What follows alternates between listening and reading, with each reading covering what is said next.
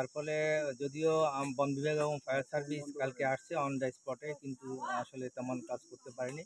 কিন্তু আজকে ভোর থেকে ঠিক 5টার পর থেকেই আমরা ফায়ার সার্ভিস, বন বিভাগ, জেলা প্রশাসন, কোস্টগার্ড, নৌবাহিনী, বাংলাদেশ পুলিশ সবাই মিলে আমরা সম্মিলিতভাবে কাজ করছি।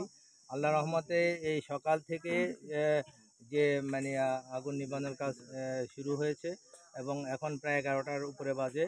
এই 5-6 ঘন্টা যে কাজ করেছে, আগুন মোটামুটি নিয়ন্ত্রণে আছে আমাদের।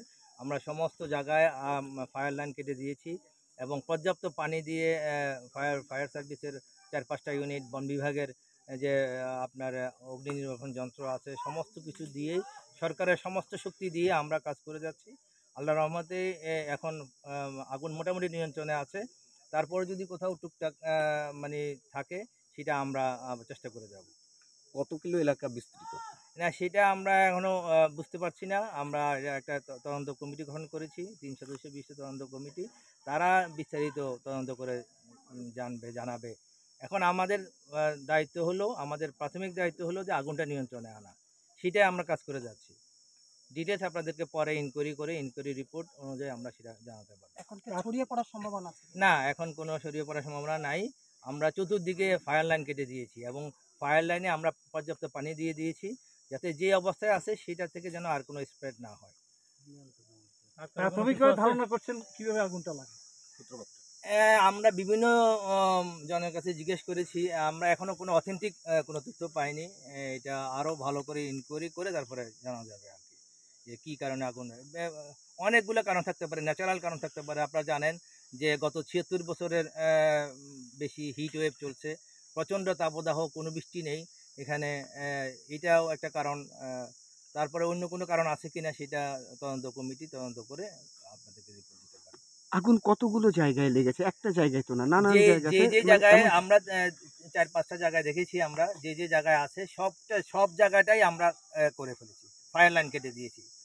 যতগুলো স্পটে আমরা আগুন দেখেছি সবগুলো স্পটের চতুর্পাশে আমরা ফায়ার লাইন কেটে দিয়েছি, জঙ্গল পরিষ্কার করে দিয়েছি, অ্যাজ ওয়েল অ্যাজ পানি দেওয়া হয়ে গেছে, যার ফলে যেন যে জায়গায় আগুনটা আছে এর থেকে যেন বাইরে না যেতে পারে। ধন্যবাদ আপনাদেরকে। ধন্যবাদ। আমরা গতকালকে খবর পাওয়া মাত্রই 10 সদস্য বিশিষ্ট একটি দল আমরা বর্তমানে এই অবস্থান করছি এবং বাংলাদেশ নৌবাহিনী যথাযথভাবে প্রতিবারের মতোই দেশের যে কোনো দুর্যোগ ব্যবস্থাপনা পরিচালনার জন্য আমরা ব্যবস্থা নিয়ে থাকি। একইভাবে দেশের বন সম্পদ রক্ষা এবং জঙ্গল রক্ষার্থে আমরা কাজ করে যাচ্ছি। এবং গতকালকে খবর পাওয়া মাত্রই আমরা এখানে এসেছি এবং আমাদের দল, স্থানীয় জনপ্রশাসন এবং আমাদের কোস্টগার্ড, নেভি এবং ফায়ার সার্ভিস সবাই মিলিতভাবে আমরা একত্রে কাজ করে যাচ্ছি এই সুন্দরবন রক্ষার্থে। স্যার, এই যে আগুনের এখন লেলিহান যেভাবে দেখছেন, তাতে কি মনে হয় কত সময় লাগতে পারে আগুনটা সম্পূর্ণ নিয়ন্ত্রণে আনতে? আমরা যতটুকু অবজার্ভ করেছি বর্তমানে, যে ইনশাল্লাহ যদি সব কিছু ঠিক থাকে, আমরা যেভাবে কাজ চালিয়ে যাচ্ছি আমরা সবাই সম্মিলিতভাবে, বেশি দিন সময় লাগবে না ইনশাল্লাহ। আমরা যদি পসিবল হয় 2 থেকে 3 দিনের মধ্যে আমরা ইনশাল্লাহ নিভিয়ে ফেলতে পারবো। এবং একইভাবে আমরা বলতে পারি, যদি আল্লাহ অশেষ রহমতে যদি একটু বৃষ্টি বর্ষণ হতে পারে এবং তাহলে এটা প্রাকৃতিকভাবে ইনশাল্লাহ আমাদের অনেক দূর আমাদের আগুন নিভাতে অনেক হেল্পফুল হবে এটা জিনিসটা। স্যার, এর আগেও তো এই অঞ্চলে বেশ কয়েকবার আগুন লেগেছিল, তবে এই কারণ কি আপনারা কি অনুসন্ধান করতে পারছেন? কি কারণে আগুনটা? আসলে আমরা এখন কারণ অনুসন্ধানের চেয়ে আমরা আগুন নেভানোতে মানে বেশি ফোকাস করছি মেনলি, কারণ আমাদের কাছে যেটা মেন ফোকাস এখন আগুন নেভানোটা, বন রক্ষাটাই আমাদের মেন ফোকাস।